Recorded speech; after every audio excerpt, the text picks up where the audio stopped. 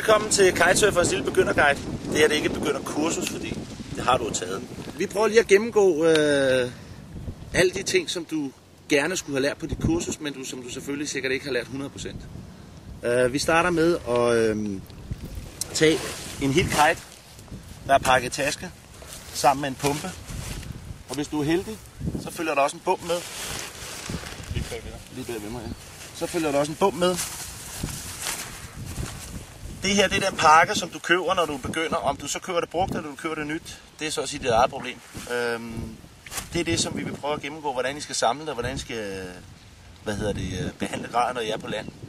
Bagefter så rykker vi ud i vand. Det er en introduktion til SLE-kites. Vi har taget en forskellige mærker med, og så vil vi prøve at gennemgå de ting med jer, som vi kan bruge for at få lige repeteret en ekstra gang her i starten. Når I nu går ud og køber en kite, så får I en pumpe. Det er sådan en her. Så får I en kite, der er nede i en hus af. Så er der også ligefrem en pumpe med til, så kan I også styre. Det er det, som en kite består af, og det er det, som vi skal lære at bruge og samle til at starte. Nu tager vi en kite herover, der hedder en Cabrina kite. De har været så søde, ligesom alle andre mærker, og nede i deres bag, der er de puttet en manual. Manualen, den kan I altid læse på internettet. Hvis nu ham, I har købt det, han har brugt papiret til at lave joints af, så kan I tage ned i manualer, ned i posen her. Der skulle gerne være lappegrejer. Der skulle gerne være lappegrejer både til kiten og til lærerne, hvis nu de springer. Men tag nu og læs den manual. Få nu læst det lov. Og ellers så læs den online. Alle mærkerne har dem liggende online på deres hjemmeside. Det var posen. Her er kiten. Vi har lige pakket kiten ud. Det, som I skal starte med at finde, som altid, det er hovedblæren. Når I holder fat i en kite, så holder I altid fast i hovedblæren. Har I fat i hovedblæren kun en mand, så kan der aldrig ske noget. Kiten er ufarlig generelt, og bumpen er ufarlig generelt. Men det kommer vi mere ind på. Når I lægger kiten ud, så starter I altid med at lægge den ud, så I har vind i ryggen. Vinden i ryggen har I hele tiden, når det er en kitesurfer, både på land og på vand. I lægger kiten ud, hvor I har, hovedblæren i jeres hænder, og så stoften løber direkte ned foran jer. Kiten kan I altid ud til siden. Hvis det blæser meget, så er det fuldstændig ligegyldigt, så blæser den ned foran jer alligevel. Men ved I at fat i hovedblæren, så er I kontrol over kiten altid. Lad være med at holde fast i linerne. Lad være med at holde fast i den der hedder bridles heroppe. Nu skal I pumpe kiten, ligesom det første step for at komme ud. Der skal I bruge jeres pumpe. Og så rykker vi lige videre til den anden kite, vi har her. Vi har været så søde, at nogle af jer har været så dumme at købe en brugt kite på 1902. Og det er fair nok at spare nogle penge. Så får man blandt andet det, man kalder for single point inflation. Nej, det er jo ikke det hedder. Det hedder ikke, at der er one pump på. En kite uden one pump, der skal man altid puste strutsen op først. Det er det samme billede, vi går igennem igen. I sidder med vinden i ryggen, eller står for den sags skyld. Og så har I strutsene pegnet lige ud foran jer. Når inden I starter med at pumpe op, så kommer I jo hen med jeres pumpe her, og den har I mellem jer og kiten. I kan stå op, I kan sidde ned, hvad I har lyst til. Det er nemmest at pumpe stående op, skal jeg sige. Alle kitepumper har sådan en lille snor. Det kan være en kugle, det kan være mange andre ting. De fleste kites har sådan en lille lykke, man kan sætte pumpen fast i. I det øjeblik, I har sat pumpen fast i den her lille lykke, så har I frie hænder til at arbejde. Nu vil jeg prøve at stille mig op. Så lige meget, hvor meget det blæser, så har I fat i pumpen via jeres fødder. Nu har I mulighed for at arbejde med begge hænder. Hvis I lige zoomer ind en gang her, så starter vi med at pumpe strutsene op. Strutsene pumpes op med det rimelig simple system, hvor man putter luft ned igennem. Jeg prøver lige at pumpe her 3-4 gange.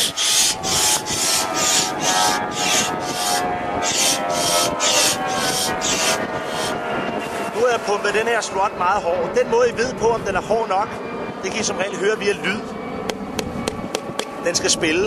Et andet alternativ, det er, at hvis I prøver at knække det, så skal den ikke kunne lide det, og den skal springe ud med det samme igen. Jeg prøver at knække den, og i det øjeblik, at jeg slipper, så skal den springe ud med det samme.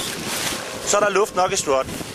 Hvis I kigger på strutten lidt på afstand, så kan I se, at strutten det er den, der laver hele profilen til hele kiten. Så hvis I ikke pumper dem hårdt op, så får I heller ikke den profil, som den designer nu har lavet til den kite. Når I skal lukke den her, så findes der flere forskellige muligheder. Der er nogen, der har kugle nede i. Har de sådan en lille hvid kugle siddende herinde, så skal I være opmærksom på, at den virker bedst, hvis man bruger tyngdekraften. Det vil sige, at I vender den på hovedet, inden I trækker den ud. Den her, den har ikke nogen kugle, så kan man vælge at gøre 2 metoder, og det her, det er noget, man skal lære. Man kan starte med at trykke ned i bunden, og skynde sig at sætte den her i. Alternativt så kan man starte med at sætte en finger henover, og så være hurtig til at sætte proppen ned. Nu har jeg prøvet det her 2 gange, og nu kan jeg tage strutten igen. Så kan jeg dreje den, og I kan se, at den er alt for blød. Ergo så må jeg lave en ommer. Men da jeg ikke gider at lave en ommer, fordi jeg er motorisk lam og ikke har styr på de her ting, så rykker jeg videre til den næste kite. Jeg skal lige sige en ting om de her kites. Husk nu at lukke de her velcro-anordninger ovenpå rigtig godt. Det der sker, det er, når I kaster kiten ned i vandet med 600 km/t, så kommer der så stort tryk herinde, at hvis ikke I er lukket, så hopper proppen ud, når I presser til. Og så ryger luften i kiten. Så rykker vi lige videre til en kite, der har været så sød at installere noget one pump. Væk med den her.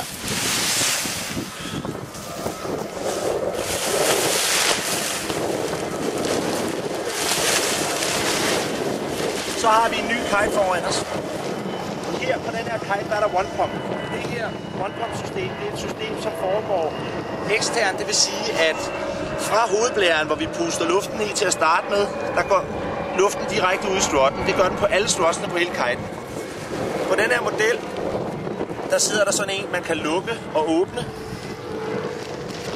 Den fungerer rimelig simpelt ved, at man lukker den sådan her.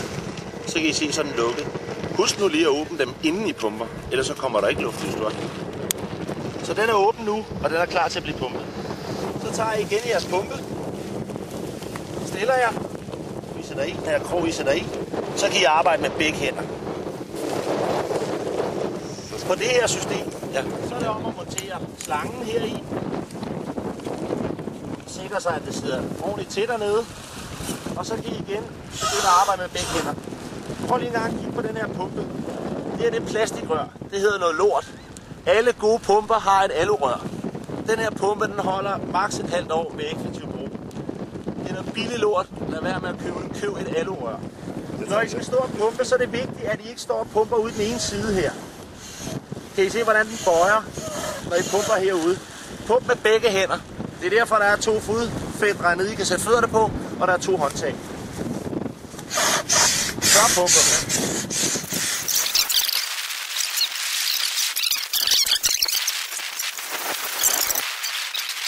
Nu har vi pumpet kiten op. Vi har ikke pumpet den nok op. Vi har pumpet den op, som desværre alt for mange mennesker gør, med alt for lidt luft i. Jeg prøver lige at vise et trick til, hvordan man kan se, hvordan det virker, når der ikke er nok luft. I står med kiten, sætter den på siden, og I så presser kiten sammen. Det her, det må I ikke kunne gøre. Det må I ikke kunne presse sammen. Den skal også springe op som sindssyg, hvis I endelig presser den sammen. Den skal være så hård, så I ikke kan knække den over sådan her. Den er alt for blød. Det her, det er en badebold for børn. Det er ikke en kite. Vi pumper lidt mere.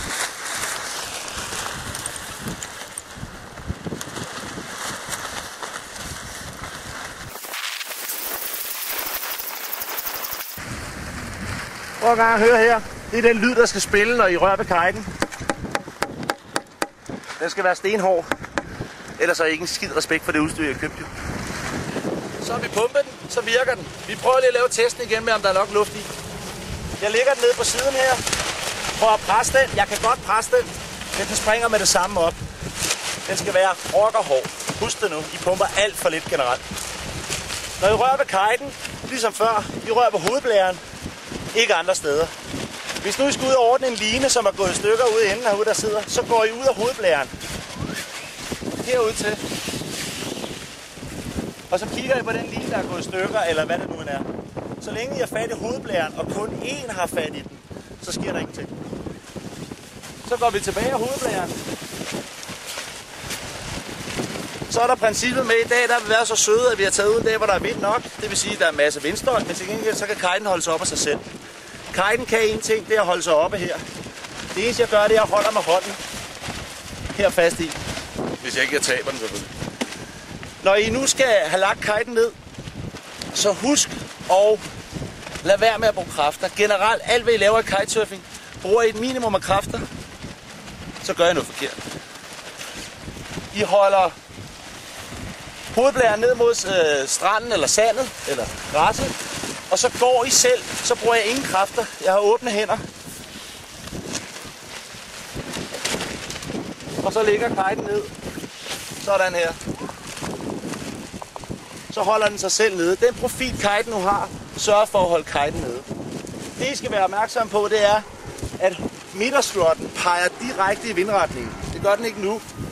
Jeg kan prøve at vise, når det er helt slemt. Så er det som det er der. Jeg står og kigger direkte i vindretningen nu. Det der sker, det er, at vinden kan få fat over den ene side af kiten. Og når den gør det, så fiser kiten afsted. Jeg prøver at lægge den rigtigt. Midterstrutten direkte mod vindretningen.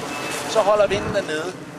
Er vi på græs her, hvor der ikke er noget sand, vi kan lægge på, så tager man et board. Ikke med finnerne nedad, vel? Og lægger på. Så skulle de gerne kunne holde kiten. Blæser det meget, så må I have noget mere. Så det kan være sand, det kan være sten og andre ting. Bare lægge op oven på kiten for at holde den nede. Nu har vi pumpet kiten og gjort den klar. Nu skal vi placere den rigtigt. Når I har pumpet jeres kite, så placerer I altid kiten tættest på vandet. Husk det nu, tættest på vandet.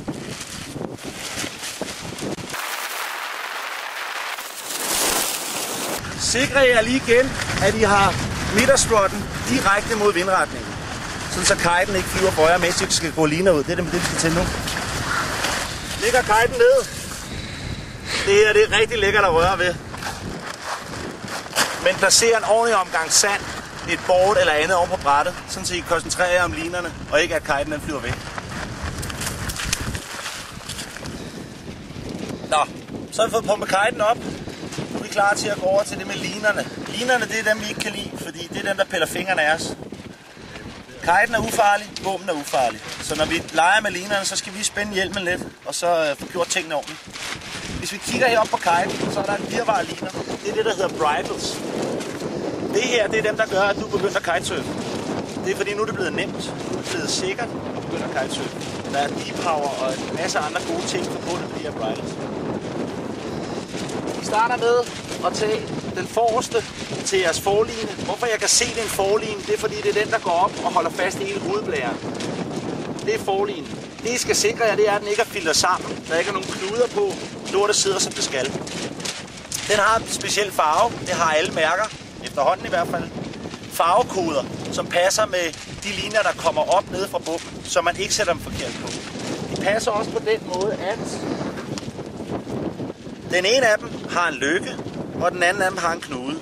Det har de linjer, der kommer op nede fra bunden også. Så kommer man ikke til at sætte dem forkert sammen for god. Så det er kun de her to ting, der passer sammen. Vi starter lige med det her. Ups, halløj her. Min forreste bridle, den er ikke snoet. Min bagerste styreline, den er heller ikke snoet. Så lægger jeg den her, og så lægger jeg den anden her. Her har vi bommene. Det er 3 forskellige bommene her. Det er 3 bomme, der kan nøjagtigt det samme. For at de passer sammen med kiten, og med liner og med farver og alle de der forskellige småting, så er det ret vigtigt, at bommen tilhører den kite, vi skal bruge. Det er den her bomme, vi skal bruge på den kite, vi rækker op til at starte med. Sådan her ser den taske ud, de fleste bomme kommer i. Nede i tasken findes der også nogle småting, som I kan læse om i manualen, af ting og sager, I kan ændre på bommen. Det kan være, at det er en bom, der kan laves fra 1 til 1 til 2 til 1. Det er en masse indviklet nørderi, som man så begynder forhåbentlig skulle være sat ud over. Her har vi et system. Det fungerer på den måde, at poweren i kiten justeres under bommen, siger man. Det vil sige hernede fra.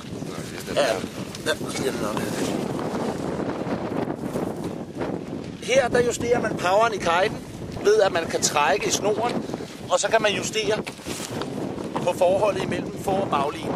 Alt det her med trip og så videre, det tager vi, når kiten er kommet op. Igen en god grund til at købe en kite, som er trimmet ordentligt, eller så få en instruktør til at hjælpe jer med at trimme den. For I har ikke en chance for at vide, om lortet er trimmet ordentligt, første gang I sætter den op. På den her bum, der er der de ting, der skal være. Der er justerbar trimstrap her. Der er en donkey dæk. Den er vigtig for jer, sådan så chicken loop ikke falder ud. I dag på de nye SLE kites, der består alt safetyen. Hovedparten af safetyen består i, at I kan strække armene og derved tage kraften ud af kiten. Husk med jeres bum, at de fleste af dem har i dag det, man kalder en stopperbold. Den stopperbold, den skal I som begynder se bort fra. I må ikke trække den ned. I skal ikke have den her ned omkring. Den gør, at kiten ikke kan depower. Når I har stopperbolden, og I rækker til, så kører I stopperbolden så langt op I nu kan.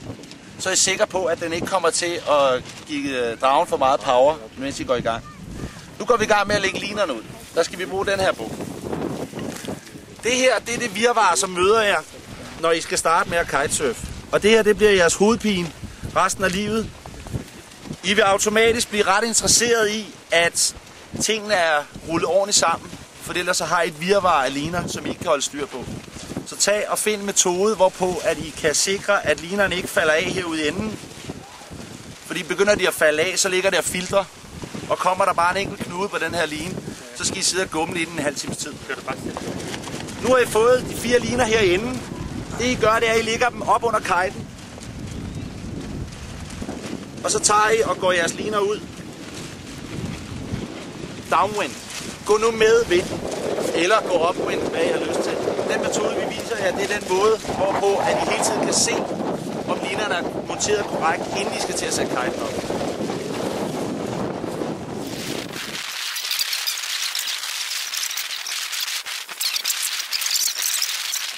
Nu ruller jeres bum ud, og bummen ser sådan her ud. På den her bar, der er det gul, der altid er venstre, og sort, der altid er højre. På den anden side kan I ikke se, om der er forskel. Ergo, det er en af de ting, der står ikke wrong way eller noget andet. I skal virkelig sikre, at I har styr på, hvad der er venstre og højre på bummen. Det er fint. Ja. Nu ruller jeres bum ud, og så kan I se hernede, der har I jeres chicken loop. Det er det vigtigste stykke værktøj, I har at gøre med. Det er den, I skal lære at bruge. Husk altid, inden I tager ud, lige meget hvilket system I har, prøv lige en gang at bruge udløsermekanismen. Denne fungerer på den her måde. De fungerer alle sammen på forskellige måder. Så tag nu og lær det system, som I skal bruge. Det at kende systemet, det er det, der afgør, om I kan finde ud af at bruge det sekund, I har til at reagere på, når det går galt. Lær nu at bruge jeres chicken loop udløser.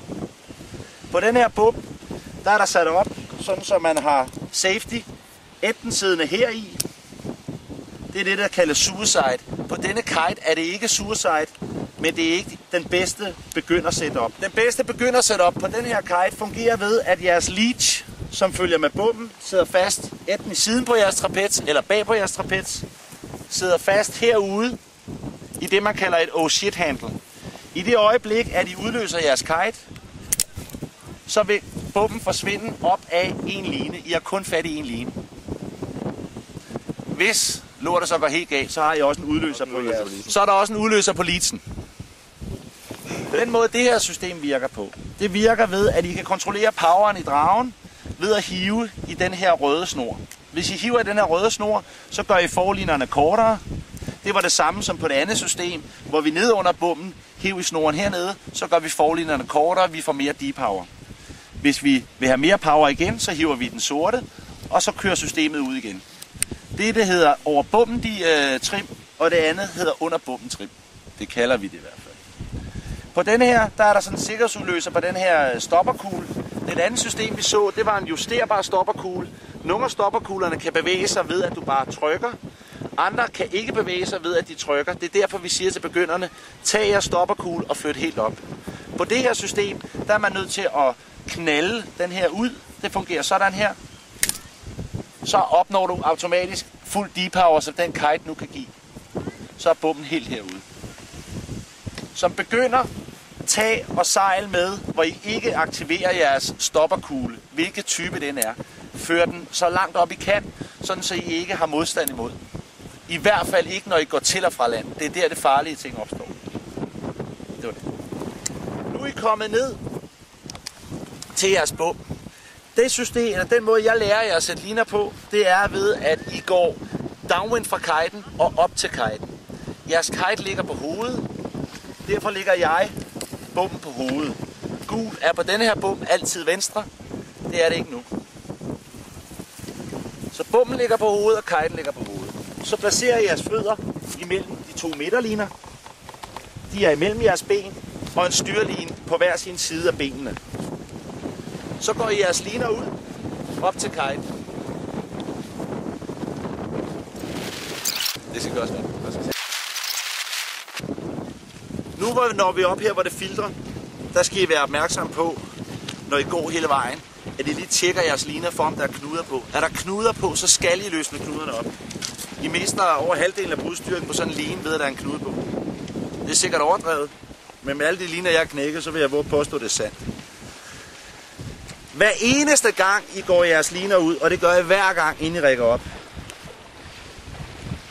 så vær meget opmærksom på de knuder. Det er de knuder, som gør, at linerne knækker. De knækker som regel ikke på grund af slitage, og slet ikke, når I er begyndere, der bruger I ikke linerne så hårdt.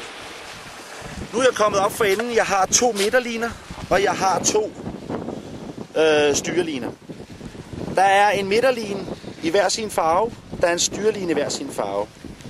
De passer over på kiten og kan kun sidde på én måde, så I kan ikke, forhåbentlig ikke, fuck det op. Nu går vi over til kiten.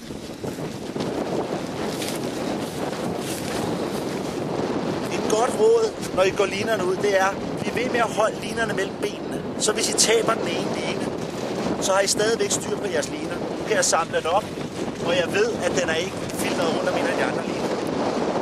Så går jeg op til kiten. Nu går vi over til det mørke her først. Vi er enige om, at jeg kan ikke sætte en gul på en sort, vel? Så det lader vi være med. Er vi enige om, at jeg kan sætte den her på den her, fordi her har vi en lykke. Det er de 2 muligheder, jeg har rent farvemæssigt. Den passer ikke sammen med den der, ergo må det være den her. Så skal vi lige lidt bagud. Så skal vi over finde knuden. Nu går vi herover. Der er 3 knuder at sætte den på. På den her kite, der står der i deres manual, hvilke knude de anbefaler at sætte den på. Tag nu og læs den manual. Det meste står der i hvert fald. Og så gør vi det nøjagtigt det samme i den anden side. Husk nu, ud af de 3 knuder, I har at vælge imellem. På den her. På nogle kites har I 8 knuder at vælge imellem. Husk nu at sætte den på den samme.